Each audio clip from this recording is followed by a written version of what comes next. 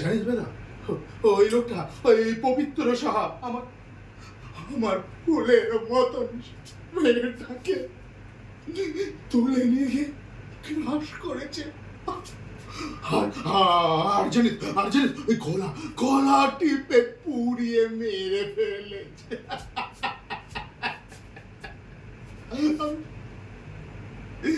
আমি একজন অসহায় ব্রাহ্মণ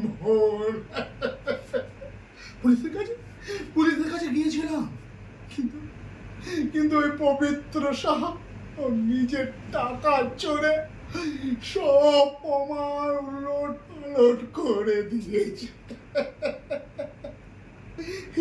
এই গরিবের কেউ নেই রে বাবা, এই গরিবের কেউ নেই।